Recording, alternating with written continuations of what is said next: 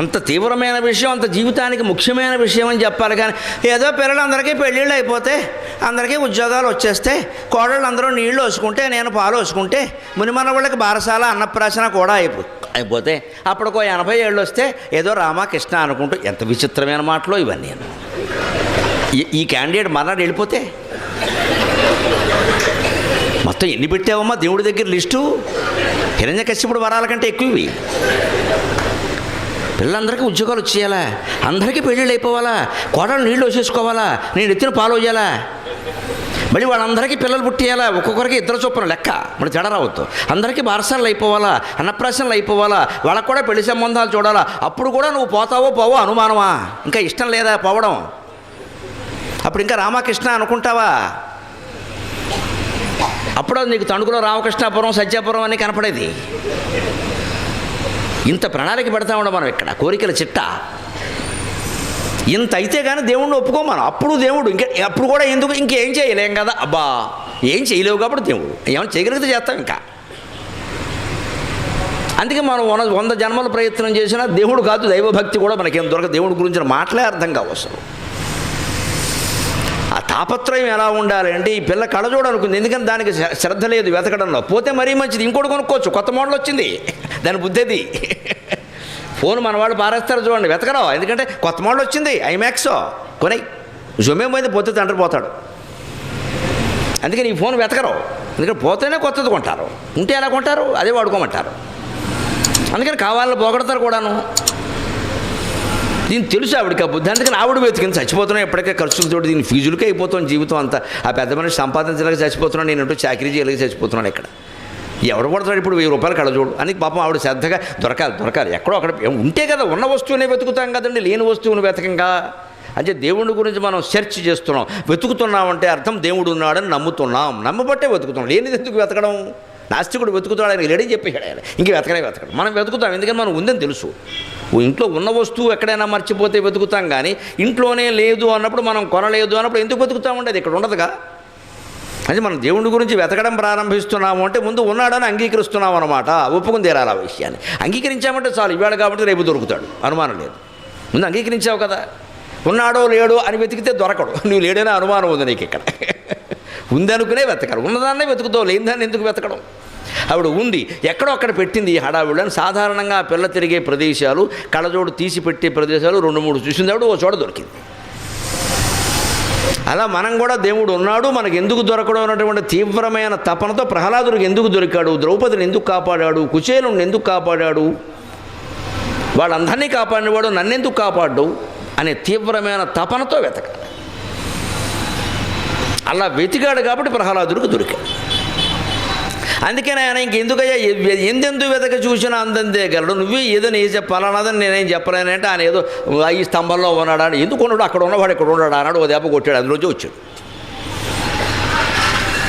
ఇది ప్రహ్లాద చరిత్ర. ఇది అర్థమైతే విశ్వం విష్ణు అర్థమైనట్టే. విశ్వం విష్ణు వషట్కారో భూతభం యభవత్ ప్రభువు. విశ్వమంతా నిండినటువంటి విష్ణువుకు వషట్కార నమస్కారం. భూతభం యభవత్ ప్రభువు అన్నారు.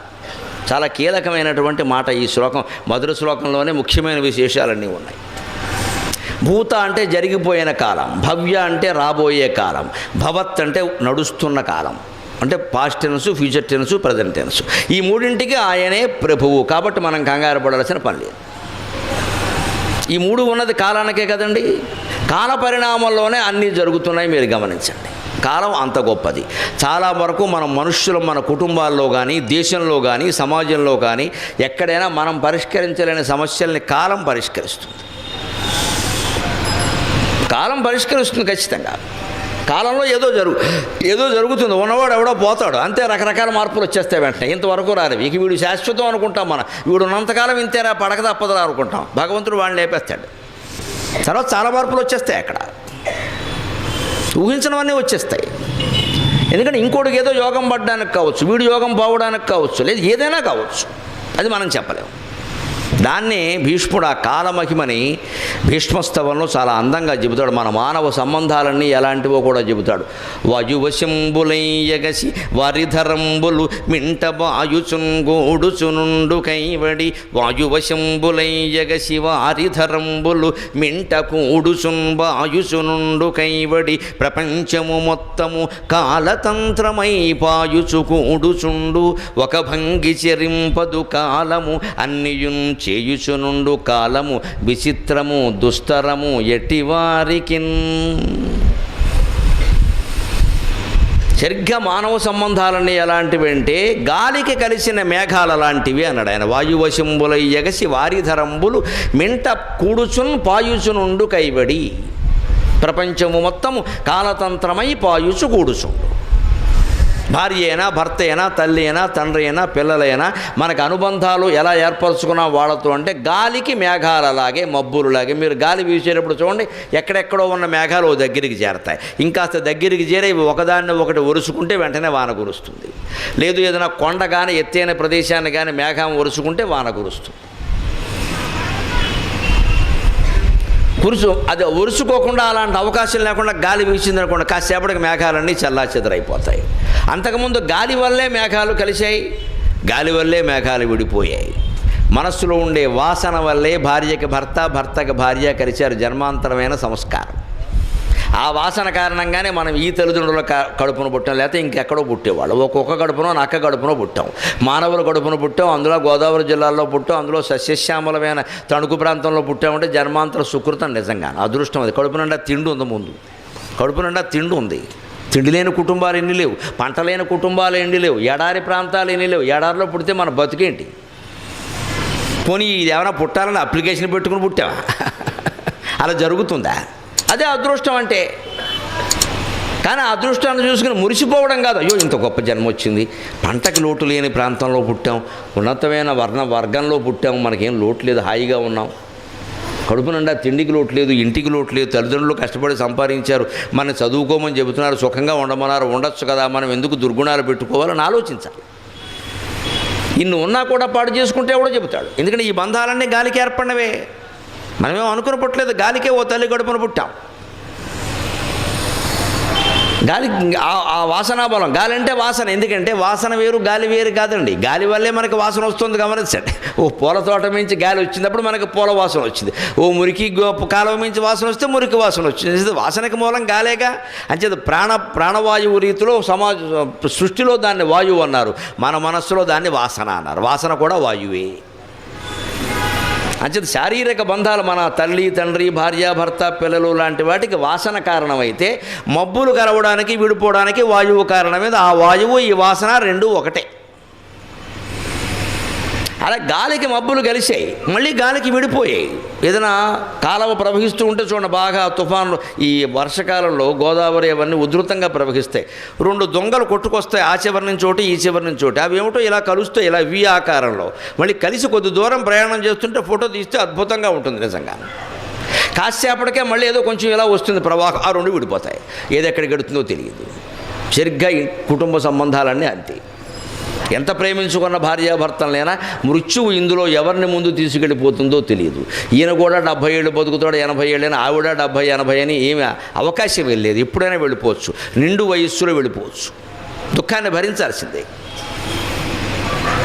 అది భరించగలగాలంటే ముందు నుంచే ఈ వస్తుతత్వం తెలియాలి. అంటే ఇది శాశ్వతం కాదు, ఉన్నాం కాబట్టి ఏదో మన కర్తవ్యం మనం చేద్దాం, ఈ బంధం మనకేమి శాశ్వతం కాదు. అలాగని వారి మొహం మీద అనకూడదు, నువ్వెప్పుడు పోతావా నేను ఎప్పుడు పోతావు, ఈ అమంగళాలు మాట్లాడకూడదు. పోవడానికే కాపురం చేసింది ఈ వేదాంతం అంతా. ఇలా మనం భావన చేయడానికి. అంతేగాని ఇంటికి వెళ్ళి బెళ్ళాం దగ్గర అంటే నన్ను తిట్టుకుంటారు, ఈయన ఇలాంటి మాటలను నేర్పుతున్నాడే అనకూడదు. కొట్టేస్తారు, వెంటనే కాఫీ కూడా ఇవ్వరు. సుఖంగా కాపురం చేసుకోకుండా మాట్లాడుతున్నాం ఇక్కడ అంటారు. పైగా నవరాత్రులు కూడా అంటారు. ఆ మాట మాట్లాడడానికి, చర్చించడానికి కాదండి. కానీ మనస్సులో ఉండాల్సిన భావన మాత్రమే, ఈ బంధం ఏమీ శాశ్వతం కాదు, ఇది లేకుండా కూడా నేను ఉండగలగాలి. ఎందుకంటే 25 ఏళ్ళు వచ్చే వరకు ఆ భార్య భర్త ఎవరో మనతో కలవలేదుగా. అంతకుముందు ఎక్కడో పుట్టారుగా వాళ్ళు, ఎవరు వాళ్ళ కుటుంబ సంబంధాలు వాళ్ళకు ఉన్నాయిగా, ఇప్పటికే అవి కొనసాగుతున్నాయిగా. మనమేమని చెబుతామేంటి, ఎలా మానేస్తారు? మరి అంచేత ఈ బంధానికి ఎందుకంత ప్రాధాన్యం? ఇదో బంధం అదో బంధంలాగే ఇదో బంధం. ఈ కొడుకు అంతే, మళ్ళీ పెళ్ళైన తర్వాత 5-6 ఏళ్ల వరకు వీడు పుట్టలేదు కదండి. అప్పుడెవడో వచ్చాడు, కొడుకో కూతురో, 9 నెలలు కడుపులోనే ఉన్నారు, ఆడో మగ కూడా సరిగ్గా తెలియకుండా. తర్వాత ఏదో పెరిగేది చిన్నపిల్లాడు, వాడు కొడుకుని మనం అనుకుంటున్నాం కానీ మనం తల్లిదండ్రులు వాడు అనుకోవట్లేదు, వాడికి తెలియదు ఆ విషయాలండి. వాడేదో పెరుగుతున్నాడు అలాగే. ఏదో పెరిగాక అమ్మ అంటే అమ్మ, అయ్య అంటే అయ్యా అని వాడు ఏదో అన్నాడు, మనం ఏదో అనుకున్నాం. ఇదన్నీ మాయబంధాలే. అందుకని గాలికి మేఘాలు కలిసినట్టుగా బంధాలు ఏర్పడతాయి. మళ్ళీ వాయునా లీయతే మేఘ, వాయునా నీయతే మేఘ, వాయునా లీయతే సదా. వివేక చూడమణిలో శంకరాచార్య చెప్పినట్టే గాలికే బంధాలు కలిస్తే గాలికే పోతాయి. ప్రపంచము మొత్తము కాలతంత్రమై పాయించు కూడుచుండు. ప్రపంచంలో అన్ని బంధాలు, అలాగే రాజకీయం కూడా, సమాజ వ్యవహారాలు కూడా అన్నీ మారిపోతాయండి. మీరేమి దేని గురించి ఏం కంగారు పడక్కల. ఏది శాశ్వతం కాదు. శాశ్వతం కాదు అనుకునే రాజకీయ రంగంలో ఉన్నవాడు నిశ్చింతగా ఉంటాడు ఎంతకాలమైనా. నేను నెగ్గనేమో అని వీడు నిజంగా నెగ్గే సమయానికి గుండెపోటు వచ్చిపోతాడు. తర్వాత చెబుతారు వచ్చి వార్త, నువ్వు నెగ్గావని. వీడు లేడు ఇక్కడ. నేను నెగ్గనేమైనా కంగారు పోయాడు. నెగ్గినా పర్వాలేదు, నెగ్గకపోయినా పర్వాలేదు. రాజకీయం ఏదో బాగుండడం కోసం మనం పోటీ చేస్తున్నాం. వీలైతే ప్రజలు అధికారం ఇస్తే బాగు చేద్దాం, లేకపోతే మన ఇంట్లో మనం కూర్చుందాం. ఇది రాజకీయ నాయకులందరూ ఈ సంకల్పంతో ఉంటే ప్రపంచం అంతా బాగుంటుంది. అది ఉండదండి. మొత్తం రంకెలేసి గద్దలు గొడవలెట్టి మొత్తం చచ్చిపోతున్నప్పుడు అక్కడ మొదలైంది, ఇక్కడ రేపు పొద్దున ఇక్కడ మొదలవుతుంది. ఇంకా అక్కడప్పుడే ముందస్తు అని తోసేస్తున్నారు అక్కడ మొత్తం. ఇక్కడ ఆ ముందస్తు తర్వాత ఇక్కడ మస్తు తయారవుతుంది. ఇక్కడ అసలు మనవాళ్ళు ఏడాది క్రితం నుంచే మొదలుపెట్టేశారు ఎన్నికల ప్రణాళికలు, ఎన్నికల పథకాలని. ఇంక మరి గుండెపోటు రాకపోతే ఏమొస్తాయి? అసలు నీకు 5 ఏళ్ళు అధికారం ఇచ్చారు. 5 ఏళ్ళు అయ్యే వరకు కనీసం 5 నెలల ముందు వరకు నువ్వు ఆ విషయం ఆలోచించక. అసలు తర్వాత ఎన్నికలు ఏమిటి, ఎవరు నెగ్గుతారు, నీకు అనవసరం అయ్యా. నీ పార్టీ అధికారంలోకి వచ్చి నువ్వు చేసేదేదో చెయ్యి. చిత్తశుద్ధిగా ప్రజలకు ఏ వాగ్దానాలు చేసావో ఎంతవరకు చేయగలవో అవి చెయ్యి. చేయడండి. అసలు ఇవాళ నుంచి ఇంకా నెగ్గి ముఖ్యమంత్రి ప్రమాణ స్వీకారం చేసిన మర్నాడు నుంచి వచ్చే ఎన్నికల్లో మేమే, ఆ తర్వాత మేమే, ఎవరి దగ్గర చెబుతున్నాయి ఇవి? మనుషుల దగ్గర, యమధర్మరాజు దగ్గర. మొత్తం అందరూ అలాగే తయారయ్యారండి విచిత్రంగా. వచ్చే ఎన్నికలు కూడా నీకెందుకయ్యా మహానుభావ? ప్రజలు 5 ఏళ్ళు పరిపాలించమని అధికారం ఇస్తే 9 నెలల ముందు రద్దు చేయడం అంటే ఏమంటారు దాన్ని? ఎందుకు చేయాలి? అంటే మనకి ఎప్పుడు అనుకూలమైతే అప్పుడు ఎన్నికలు పెట్టుకుంటాం. అందుకు ప్రజాస్వామ్యం. వాళ్ళు 5 ఏళ్ళు ఇచ్చింది ఖచ్చితంగా రాజ్యాంగం ప్రకారం ఎప్పుడు రద్దు అవ్వాలో అదే అవుతుంది. నువ్వు సంతకం పెట్టకపోయినా అయిపోతుంది. అది అంతవరకు నువ్వు పరిపాలన చేసి తీరాల్సిందే. అప్పుడు ఎన్నికలు వస్తే నువ్వు నెగ్గచ్చు, కాకపోతే ఇంకోటి నెగ్గుతాడు. నీకేమిటట? నేనే నెగ్గాలి, నేనే పరిపాలించాలి, నా తర్వాత మళ్ళీ మా అబ్బాయే ఉండాలి, వీలైతే మనవాడు కూడా ఉండాలి. వాడికి కూడా ఇప్పటి నుంచే మప్పయ్యారు మొత్తం అని. నేను ఈ కాంక్షలు మొత్తం మన రాష్ట్రాల్లో కాదండి, దేశంలో అన్ని రాష్ట్రాల్లోనూ పెరిగాయి. ఎవరిని ప్రత్యేకించి అనుకోవలసిన పని లేదు. వారిని చూసి వీరు, వీరిని చూసి వీరు అంటువ్యాధులు నేర్చుకుంటున్నారు బాగా. ఈ బంధాలన్నీ గాలికి బంధాలని తెలియదా? వీళ్ళెవరు భాగవతం చదవలేదా? కనీసం మా బోటిగాళ్ళు చెబుతుంటే వినలేదా? ఈ గాలిలోనే బాగా నొల్లేద్దామని. అందుకని ప్రపంచం మొత్తం కాలతంత్రమై వాయించు కూడుచుండు. ఒక్క ఉదాహరణ చెబుతాను, జరిగిపోయింది కాబట్టి మొహమాటం లేకుండా. ఇందిరాగాంధీ 77 వరకు ఎలా పరిపాలించిందండి? 77లో ఎలా ఓడిపోయిందండి? కాలమహిమ కాదు. తన నియోజకవర్గంలో తాను నెగ్గలేదు ఆవిడ. ఆశ్చర్య. రాజనారాయణ అనే సామాన్య వ్యక్తి చేతుల్లో ఓడిపోయింది. అంతకుముందు 10 సార్లు ఆయన ఈవిడ మీద పోటీ చేశాడు. కొన్నిసార్లు డిపాజిట్ కూడా రాలేదు. పట్టు వదలని విక్రమార్కుల్లో అలాగే పోటీ చేశాడు. మన దగ్గర పత్తి శేషయ్య గారు ఉండేవారు, ఆయన అలాగే చేసేవాడు. ఇప్పుడు మా చిన్నప్పుడు బాగా గుర్తున్నారు. ఎవడు పోటీ చేసినా చెప్పినా పత్తి శేషయ్య గారు చేసేవాడు ఖచ్చితంగా. పార్లమెంట్కి ఆయన, అసెంబ్లీకి వాళ్ళు ఆవిడ. కానీ ఆ దంపతుల దీక్ష ఫలించింది. పత్తి మణిమ్మ గారు తర్వాత మంత్రి అయింది. మొత్తం మీద అప్పుడు నేను అనుకున్నా, వీళ్ళు పట్టు వదలని విక్రమార్కుల్లో పనిచేశారు, మొత్తం మీద అయ్యారా అనుకున్నాను నేను. అసలు ఆయన స్థాయికి ఆయన ఎన్నికల్లో నెగ్గే స్థితి లేదని తెలుసు, కానీ చేసేవాడు ప్రతిసారి ఇండిపెండెంట్గా వేసేవాడు. ఏదో ఆకో చాకో ఏదో గుర్తించేవాడు. చాకే మీ ఓటనేవాడు. 100-200 పడేవి. అయినా సరే పోటీ చివరికి ఆయన అయ్యాడండి ఖచ్చితంగా. అంత పరిస్థితి ఉంది కదా. ఇందిరాగాంధీ 77లో చేసిన పనులకి, ఎమర్జెన్సీ పెట్టిన పాపానికి తన నియోజకవర్గంలో తాను ఓడిపోయింది, కొడుకు ఓడిపోయాడు. పోనీ అదేమన్నా శాశ్వతం అంటే? వీళ్ళకి అధికారం ఇస్తే మొత్తం కొడుకు చేసి 2 ఏళ్ళు దిగిపోయారు 79 నాటికి. మళ్ళీ 80లో ఎన్నికలు పెడితే ఎక్కడ ఓడిపోయిందో అక్కడే ఆవిడ నెగ్గింది, కొడుకు నెగ్గాడు. కాలతంత్రం విచిత్రం. నెగ్గాడు కొడుకు, నేను నెగ్గామని ఆనందించడానికి భగవంతుడు ఆ సాత్విక అవకాశం ఇవ్వలేదమ్మా. నెగ్గిన ఏడాదిలోగా సంజయ్ గాంధీని తీసుకెళ్ళిపోయాడు ప్రమాదంలో. ఎంత ఆశ్చర్యకరం, ఎంత దుఃఖం. తన తన తర్వాత అతనే మొత్తం తీర్మానాలు చేసేసి అంతటా ప్రచారం కూడా చేసేసారు. ఆ విషయాన్ని దేశమంతా సంజయ్ గాంధీ ఖాయం అనుకున్న స్థితిలో దెబ్బకి సంజయ్ గాంధీ విమాన ప్రమాదంలో వెళ్ళిపోయి ఇవాళ ఆయన కుటుంబ సభ్యులు బీజేపీలో ఉన్నారు. ఏం ఆశ్చర్యకరమైన రాజకీయం అండి. అదర్థమైన మొత్తం భాగవతం అర్థమవుతుంది. అంచేత నేను ఆధ్యాత్మికలో రాజకీయం కూడా జోడిస్తా. ప్రత్యక్షమైన ఉదాహరణలు మాట్లాడడానికి మొహమాటం వెళ్ళే, ఎందుకంటే మనకి జ్ఞానము ఉంది, ధైర్యం ఉంది, అన్నిటిని మించిన వైరాగ్యం ఉంది, ఏమి ఇబ్బంది లేదు. రేపు శాశ్వతం అని నేను అనుకోవడం లేదు. ఈవేళకి ఈ ప్రసంగం వరకే శాశ్వతం అంతే. ఇది కూడా పూర్తి అయితే శాశ్వతం, నాకు సంబంధం లేని విషయం అది. అంతేగాని రేపు ఉండాలి, రేపు ఏదో చెప్పాలి, ఎల్లుండి ఏదో చేయాలి, అనవసరమైన విషయాలు రేపు ఉంటే చెబుతాను, లేత లేదు. అది అనుకోలేకపోతే కదా ఒకసారి షాక్, దిగ్భ్రాంతికి గురైంది ఆవిడ కొడుకు. అప్పుడు ఇష్టం లేని రాజీవ్ గాంధీ రాజకీయాల్లోకి రావాల్సి వచ్చి, ఆయనకి ఇష్టం లేదు పాప. నిజంగానే సోనియా గాంధీకి అసలే ఇష్టం లేదు. అందుకోసం ఆవిడ పెళ్లి చేసుకోలేదంటే ఏ మాటగా మాట చెప్పుకోవాలి. అతను పైలట్గా ఉండగా ఆ ప్రేమ వ్యవహారం ఆవిడ చేసుకుని తప్పితే ఈయన భారతదేశాన్ని ప్రధానమంత్రి అవుతాడు, ఆయన పోతే నేనవుతారనే పాపపు ఆలోచన ఆ ఇల్లాలకి లేదండి. మొహమాటమే లేదు ఆ విషయంలో. నిక్కచ్చిగా మాట్లాడుకుందాం. అసలు ఆ ఊహ లేదు ఆవిడకి. కానీ జరిగిందా లేదా? ఆయన పైగా తల్లి పోయిన సాయంత్రం బలవంతంగా ప్రమాణ స్వీకారం చేయాల్సిన పరిస్థితి. ఆయన ఇష్టం లేని పదవిలో ఆయన ఉన్నాడు. తర్వాత ఆయన పరిస్థితి ఏమిటండి? ఏదో ఓ చర్య తీసుకునేసరికి మొత్తం పుష్పగుచ్చం ఇచ్చి లేపేశారు ఆయన్ని. అప్పుడు ఇష్టం లేకపోయినా ఈవిడ రాజకీయాల్లోకి రావాల్సి వచ్చింది. విచిత్రం, ఆవిడకి ఇష్టం లేదు, ఆవిడ వచ్చింది. ఏదో ఇష్టం లేనట్టు అంటీ ముట్టగా ఇష్టం లేకపోయినా అగ్గిని అంటుకుంటుందిగా, అంతే. రాగద్వేషాలు ఏవో ప్రసరించి అయిపోయింది. ఈవేళ ఆవిడ కుమారుణ్ణి ప్రధానమంత్రిని చేద్దామంటే 10 ఏళ్ల పాటు దేశానికి వాళ్ళ పార్టీ నాయకత్వంలో ఉన్న చెయ్యలేకపోయారండి. కాలమహిమ. ఆర్థిక శాఖలో కేవలం ఓ పెద్ద గుమాస్తా స్థాయిలో కూర్చుని చిట్టాపద్దులు రాసుకునే మన్మోహన్ సింగ్ గారు మౌనంగా రోబోలాగా 10 ఏళ్ళు పరిపాలించేసాడు దేశాన్ని తిరుగు లేకుండా. ఎక్కడ ఏమి జరిగినా సరే మళ్ళీ జరగకుండా అన్ని చర్యలు తీసుకుంటాం, అంతవరకు మోసుకుంటాం, అంతే హాయిగా. ఎక్కడ జరిగినా మళ్ళీ జరగకుండా ఇప్పుడు జరిగిందనే సంగతి ఏమిటి? అదంతే వెళ్ళిపోయింది. దేశం భరించింది ఆయన 10 ఏళ్ళు. ఒక మహామౌనంలో ఉండే ప్రధానమంత్రిని దేశం భరించింది. ఆయన కేవలం ఆర్థిక శాఖలో ఉండేవాడండి. ఆయన మంత్రిని చేసింది పివి నరసింహారావు గారు. పివి నరసింహారావు గారు తన జీవితంలో తాను ప్రధానమంత్రి అవుతానని అనుకోలేదు, ఆయన అయ్యాడు. విచిత్రంగా అన్ని విచిత్రమే. ఇక మిగిలిన పార్టీలన్నీ మీరు ఊహించుకోండి ఇంకా ఎలా జరిగేవన్నీ పరిణామాలు. ఇదే కాలతంత్రం అంటే. భీష్ముడు ఏం చెప్పాడో అది మొత్తం మన సమాజంలో, తెలుగునాట, భారతదేశంలో మొత్తం రాజకీయాల్లోనే జరిగింది. మన కుటుంబాల్లో ఎంత జరిగిందో ఎవరు ఆలోచించుకున్నా తెలిసిపోతుంది. అనుకున్నది కాకపోవడం, అనుకోనిది ఏదో అవ్వడం, అనుకున్నది తిరగబడిపోవడం, విచిత్రంగా అన్ని చిత్రమేనండి. అందుకని భీష్ముడు చెబుతున్నాడు, భూత భవ్య భవత్ ప్రభుకు విష్ణు సహస్రంలో భూతకాలానికి, రాబోయే కాలానికి, నడుస్తున్న కాలానికి భగవంతుడే అధిపతి. నువ్వు అనవసరంగా ప్రణాళికలు వెయ్యకు. ఇది జరుగుతుందని అనుకోవద్దు, జరిగేలా ప్రయత్నం చేయి. జరిగితే మంచిది, జరగకపోతే మరీ మంచిది, ఇంకోసారి చేయక్కర్లేదు, అంతే. ఇది ఎంత నిశ్చింతగా ఉంటుంది. కాలానికి మొత్తం అధిపతి కాలపురుషుడు అయినటువంటి భగవంతుడు. ఆయన ప్రణాళికలో భాగంగా ఏవో నడుస్తుంది. ఎందుకంటే మన కర్మ, మన జీవితం అనేది మన కర్మ ప్రణాళికతోనే లేదు. భార్య కర్మ ప్రణాళిక, పిల్లలు, మనకు అనుబంధం ఉన్నవాడు అందరి ప్రణాళికలు అందులో ఉంటాయండి. అందుకే పెళ్లి చేసేటప్పుడు అమ్మాయి జాతకాలు కలిసేయాలి, ఎందుకు చూస్తే ఆ మాత్రం నిమిత్త మాత్రంగానైనా చూడాలి. బొత్తిగా నైదంతారు పెట్టుకుని పెళ్ళిళ్ళు చేసేస్తే మనాడు అట్టుకుపోతుంది కాపురం, అనుమానం లేదు అందులో. కొన్ని అసలు చేయకూడదు అలాగా. అందుకని చూస్తారు ఆ మాత్రం. ఇంకా అక్కడి నుంచి ఇదేదో కొంచెం పొడుగ్గా ఉంది, ఇదేదో అంత విపరీతం అక్కర్లేదు. ఇంకా జాతకాలు ఇవన్నీ ఎప్పుడు స్థూలంగానే పాటించాలి. దయచేసి అర్థం చేసుకోండి, సూక్ష్మంగా వెళ్ళకూడదు. ఎందుకంటే జాతక జ్యోతిష్ శాస్త్రం మొత్తం ఖగోళ శాస్త్రం, మానవ జీవితానికి సంబంధించింది కాదు. అది మొత్తం సమాజ జీవితానికి సంబంధించింది, మొత్తం భూమండలానికి సంబంధించింది.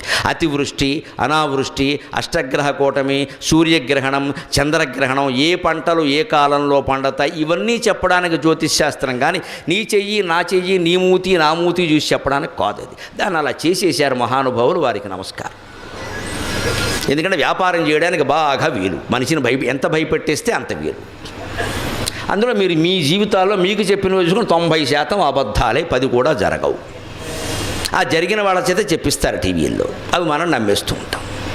జరిగే అవకాశం లేదు. జ్యోతిష్ శాస్త్రం సమిష్టి జీవితానికి సంబంధించింది తప్ప వ్యష్టి జీవితానికి సంబంధించింది కాదు. వ్యష్టి జీవితం మీద ప్రభావం ఉంటుందండి. ఈ ప్రాంతం అంతా వాన కురిసినప్పుడు అందరి మీద పడుతుందండి, కానీ గొడుగేసుకున్నవాడి మీద పడుతుందా?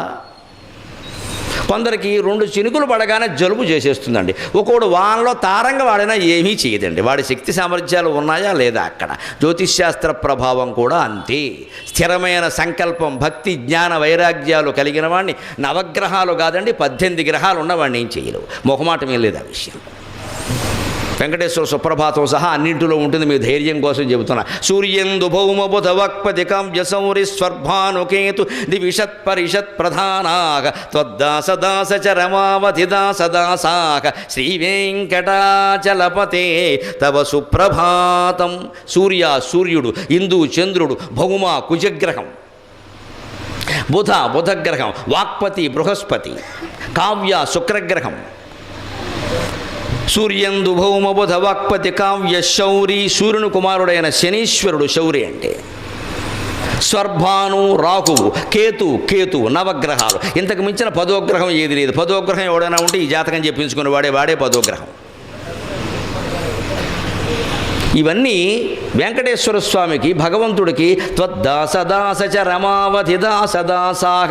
ఆయన దాసుడికి దాసులు వీళ్ళు నవగ్రహాలు కూడా. వీళ్ళు మనం ఏం చేస్తారండి, ఊటికి నవగ్రహ పూజ అనడం పారిపోవడం అక్కడి నుంచి. మళ్ళీ అక్కడి నుంచి ఆయనకి నువ్వులు, ఈయనకి నవ్వులు, ఈయనకి చెవులు, ఈయనకి పువ్వులు, పని ఏం లేదు ఇక్కడ.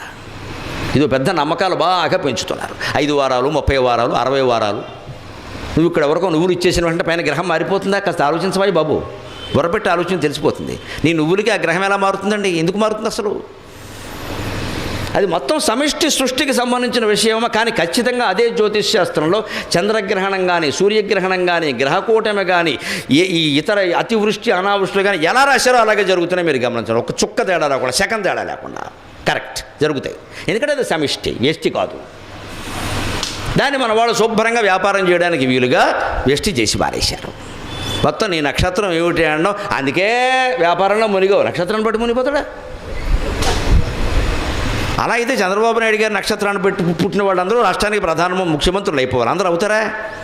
ఆయన మాత్రం 10 ఏళ్ళు అయ్యాడు, ఇంటి దగ్గర కూర్చోలే. మరి నక్షత్రం మంచిదే కదా. ఇవన్నీ చెబితే కుదరదండి. ఈ మాయలోనే మనం పడిపోతున్నాం. భూత భవ్య భవత్ ప్రభు. మీ జ్యోతిష్శాస్త్రం మొత్తం కాలానికి సంబంధించింది. ఆ కాలానికి అధిపతి భగవంతుడు. ఆ భగవంతుడిని మనం మనస్సులో స్మరించడం మానేసి ఇది చూపించుకుందామా, అది చూపించుకుందామా, నువ్వులు దానం చేద్దామా, మినువులు దానం చేద్దామా, ఎన్ని చేస్తారు, ఎంతమంది కోసం ఎన్ని చేస్తారు. మళ్ళీ రాహు కేతు అనగానే చెలో కాళహస్తి. మళ్ళీ అదొకటి ఇక్కడ మధ్యన అదొకటి బయలుదేరింది బాగా. మొత్తం అక్కడికి వెళ్ళి రాహు పూజ, కేతు పూజ, తోక పూజ, తొండం పూజ అని చేయించి మొత్తం వాళ్ళు ఇంకా అదో సిస్టమ్ పెట్టారు. శివుడు పక్కకి వెళ్ళిపోయాడు. కాళహస్తిలో రాహుకేతువులు మిగిలేరు, కర్మ కాలిపోయి. బ్రహ్మరాంబాను శివుడు వెళ్ళిపోయాడు అక్కడి నుంచి. జ్ఞానప్రసూనాంబ శివుడు లేడండి. రాహుకేతువే ఎంతసేపు పాములు గొడవలే. ఎందుకంటే మన భయం. అసలు శివుడు వెళ్ళిపోయి. అదే కాళహస్తి శతకంలో దూర్జుడు స్పష్టంగా ఏం చెబుతాడంటే ఈ జాతకాల గురించి. గ్రహదోషంబులు దుర్నిమిత్తములు నీ కళ్యాణ నామంబు ప్రత్యకమున్ వేర్కొను ఉత్తమోత్తముని బాధల్ బెట్టగా జాలునే దగను కప్పగ జాలునే శలభ సంతానంబు నీ సేవ చేసి హతక్లేశులు కారుగాక మనుజుల్ శ్రీకాళహస్తీశ్వరా. ఎంత అద్భుతమైన మాట చెప్పారండి. కాళహస్తి శతకం రాసినటువంటి దూర్జటి మాట కూడా నమ్మట్లేదు మనం. కాళహస్తిలో గ్రహదోషాలు, దుర్నిమిత్తాలు, దుశ్శకునాలు ఇవన్నీ మామూలు వాళ్ళని ఏమైనా చేస్తాయేమో నాకు తెలియదు కానీ నీ కళ్యాణ నామంబు ప్రత్యేకమున్ పేర్కొను ఉత్తమోత్తముని బాధల్ బెట్టగా జాలునే. ఎవడైతే తన మనస్సులో నిరంతరం నమశివాయ నమశివాయ నమశివాయ నమో నారాయణాయ నమో నారాయణాయ నమో నారాయణాయ శ్రీమాత్రే నమః శ్రీమాత్రే నమః శ్రీమాత్రే నమః ఆయన నిరంతరం మనస్సులో ఏదో ఒక దైవనామాన్ని స్మరిస్తూ ఉంటాడో వాడు వెంట్రుక పేకలు అవతల బో అని చెప్పాడు ఆయన. అది మనం చేయడానికి బద్ధకమై ఓ కేజీ నువ్వులు దానం చేసేసి మన కోడిపందాలు మనం ఆడుకుంటాం ఇక్కడ మన పేకాట. కారణం అది మన బద్ధకం అండి. మన కోడిపందాలు ఆడతాం, పేకాట ఆడతాం, సమస్తం ఆడతాం, భగవన్నామస్మరణ చెయ్యం. ఒకవేళ చెయ్యికి తప్పదంటే ఓ బ్రాహ్మణ్ణి పిలిచి నువ్వు చెయ్యి, మా బదులు నీకో 100 రూపాయలు ఇస్తామంటాం. మంచిపోయి ఇప్పుడు వాడికి 100 వచ్చాయి, వీళ్ళని మనకు 100 కూడా పోయింది, ఏమి రాలేదు. వాడెవడో చేయడం ఏంటండి? ఆయన ఎవరో తింటే మనకు ఆకలి తీరుతుందా? మనం చేస్తేనే మనకి సమస్యలు తీరుతాయి. మనకు ఆయన చేస్తే మనకెలా తీరుతాయండి? ఇదంతా మొత్తం ఈ డిప్యుటేషన్ సిస్టమ్ కుదరదండి. అత్యధిపతులు మన ఎడుపు మనం ఎడవలసిందే. పైగా దహనం కప్పగజాలునే శలభ సంతానం. అగ్ని దగ్గరికి మిడతలు రాలేవు కదా, పరమేశ్వరుడు అగ్నిస్వరూపుడు కదా, ఆ పరమేశ్వరుని నిరంతరం మనస్సులో ధ్యానించేవాడి దగ్గరికి సూర్య చంద్ర రాహు కేతు మొదలైన గ్రహాలు ఏవీ రాలేవని చెప్పాడు ఆయన. నిశ్చింతగా ఉండండి, మీ మనస్సులో మీ ఇష్టమైన దైవనామస్మరణ చేయండి, ఏ జాతకాలు ఎవ్వరికి చూపించుకోక్కర్లేదు, హాయిగా ఉండండి. అది ఆ భయం లేకే మనం ఇలా భయం కారణంగానే ఉండిపోతున్నాం అంతే. ఎప్పుడు ఏమైపోతుందో ఇది ఒకటి మార్చేస్తావా, జస్ట్ లాజిక్ అండి. ఇక్కడ నువ్వు దానం ఇచ్చేస్తావా, అక్కడ మొత్తం వెంటనే అబౌట్ టర్న్ అని శని తిరిగిపోతాడా? మరి అలా తిరిగిపోతే ఇంకోటి మీద పడాలి, వాడు దానం ఇవ్వలేదే. ఏ గ్రహాలు ఎలా ఉన్నాయి మనం చదువుకుంటున్నాం, ఆ మాత్రం విజ్ఞానం తెలియదా? అంత అజ్ఞానంలో పడతారేమిటండి వాళ్ళు ఎవరో చెప్పగానే. పైగా వీళ్ళందరూ సన్నాసులు టీవీల్లో అరగంటకు 25,000 ఇచ్చి పెట్టించుకుంటున్నారమ్మా, మొహమాటం లేదు చెప్పడానికి. పక్క వ్యాపారం పేయింగ్ మోర్ దాన్ 25,000. మండిపోతే నాకు ఇంగ్లీష్ వస్తుంది, తెలుగు రాదు. డబ్బులు ఇచ్చి పెట్టించుకుంటున్నారు కార్యక్రమాలు. అవి చూసి మనం ఫోన్లు చేసి మా పిల్లకి బాగోలేదండి, కూర్చో అమ్మా, నీకు బాగుంటే పిల్లకి బాగుంటుంది, కూర్చో ఇంట్లో. మన బలహీనత, మన భయం, వాడు సొమ్ము చేసుకుంటున్నాడు అక్కడ స్పష్టంగా. మళ్ళీ మనమే విష్ణు సహస్రం పట్టుకుని ఆయన విష్ణు సహస్రం పారాయణ చేయమని చెబుతాడు. మనకు దాని అర్థం చెప్పడం, ఎందుకంటే అర్థం చెబితే ఇంకా చేయక్కర్లేదు, మనం ఆయన వెనకాల పడడం చెప్పడం. అందుకని పారాయణ చేసి 100 మంది కూర్చోండి, 1000 మంది కూర్చోండి, 1,00,000 మంది కూర్చోండి, గోతులో కూర్చోండి, ఏం కాదు అక్కడ. ఏం చేసినా ఒకటే. భూత భవ్య భవత్ ప్రభువు అన్న ఒక్క నామానికి అర్థం తెలిస్తే మనం ఇంకా దేనికి భయపడాల్సిన పని లేదు. పైగా ఈ కాలం ఎంత మిథ్యో, భీష్ముడు కాల ప్రకారం జరుగుతున్నాడు, కాలం మిథ్య గమనించండి. ఇప్పుడు ఈ క్షణం ఇక్కడ నిరూపించుకుందాం కాలం మధ్య. కాలం 3 రకాలు, భూతకాలం, వర్తమాన కాలం, భవిష్యత్ కాలం. ఇంతకు మించిన కాలం లేదు, ఉంటే పోయే కాలం ఒకటే, ఇంకెక్కడా లేదు కదా. ఆ కాలం మిథ్య. ఎందుకని భూతకాలం ఎక్కడుంది చూపించండి. నేను మొదలెట్టి గంట పైన దాటింది, వెళ్ళిపోయిందండి, లేదు ఇక్కడ. ఎక్కడుంది భూతకాలం? నీ మనస్సులో ఉంది, లేదు. భవిష్యత్ కాలం ఇంకా రాలేదండి. ఇప్పుడు 8:05 అయిందండి, 8:30 భవిష్యత్ కాలం అండి, ఇంకా రాలేదు. భవిష్యత్ కాలం రాలేదు కాబట్టి లేనట్టే లెక్క, భూతకాలం వెళ్ళిపోయింది కాబట్టి లేనట్టే లెక్క. సో ఇంకా ఉన్నది వర్తమానం ఒకటే. ఆ వర్తమానం మాత్రం ఉందా? ఇప్పుడు నేను వర్తమానం ఉందా అని ప్రశ్నించేలోగా 2 సెకండ్లు వెళ్ళిపోయినాయి. That is going on. ఒక మహాప్రవాహంలాగా కాలం విడిపోతుంటే మనం భూతకాలం, భవిష్యత్ కాలం, వర్తమాన కాలం ఎలా అంటామండి? కాలం మిథ్య, ప్రదేశం మిథ్య, పరిస్థితులు మిథ్య. ఈ 3 డైమెన్షన్స్ మీదే ప్రపంచం ఏర్పడింది కాబట్టి బ్రహ్మ సత్యం, జగన్ మిథ్య, అంతే లెక్క. ప్రపంచం ఏర్పడిందే ప్రదేశము, కాలము, పరిస్థితులు. కాలమాన పరిస్థితులు అంటారు. కాలం అంటే టైం, మానం అంటే ప్రదేశం, కొలత, పరిస్థితులు అంటే సిచ్యువేషన్స్. కాలము, మానము, పరిస్థితి, ఈ 3ంటిని బట్టే సృష్టి ఏర్పడిందయ్యా అన్నారు. ఇదే సృష్టి రహస్యం విష్ణు సహస్రంలో. ఆ కాలం మిథ్య, ఎందుకంటే వర్తమానం, గతం వెళ్ళిపోయింది, నువ్వేం చేయలేవు. భవిష్యత్తు ఇంకా రాలేదు, నువ్వు ఆలోచించే ఉపయోగం లేదు. వర్తమానం ఉంటుంది అనుకుంటున్నావు, భ్రమ వెళ్ళిపోతుంది. ఇప్పుడు నేను మళ్ళీ మాట్లాడేలోగా ఇంకో నిమిషం వెళ్ళిపోయింది. అంచేది ఈ వెళ్ళిపోతున్న మహాప్రవాహంలో ఒక సముద్రం ప్రవహిస్తూ ఉంటే మీరు ఇది ఆ నీళ్లు, ఇది ఈ నీళ్ళు అంటే కుదురుతుందా? ఒక ఆయన ఎలాగే అమాయకుడు పాపం సముద్రం దగ్గరికి వెళ్ళి తువాలు పెట్టుకుని చూస్తున్నాడు, గంట అయినా స్నానం చేయలే, సముద్ర స్నానం చేస్తున్నాడు. ఏమంటున్నట్టు ఆయన, తరంగాలు వెళ్ళిపోయాక స్నానం చేద్దామని. ఈ జన్మ కుదిరే వ్యవహారం కాదు అది. తరంగాలు వెళ్ళిపోతాయి, ఈ స్నానం కుదురుతుందా? ఎప్పుడు మీరు ఏ నదిలో స్నానం చేయండి, ఒకసారి మునిగని నెలలో మళ్ళీ మునగం కదండి. మీరు మునిగి లేచారు, నీళ్ళు వెళ్ళిపోయలేదా? మరి ఇంక నీటి ప్రవాహం అనే మీరు అనాలి, కానీ ఈ నీళ్లల్లో నేను మునిగా అని చెప్పగలరా ప్రత్యేకంగా? అందుకే కాల ప్రవాహం అంటారు. వర్తమాన కాలం, భవిష్యత్ కాలం, భూతకాలం కూడా అబద్ధమే. నిజానికి ఉన్నది ఒకే మహాప్రవాహం, అదంతా మన మనోభావన. అందుకే భూతభం వ్యభవత్ ప్రభువు భూతకృత్ భూతభృత్ భావక భూతాత్మ భూతభావనక. భూతకృత్ అన్ని జీవులను తయారు చేస్తున్నది, సృష్టిస్తున్నది ఆయనే.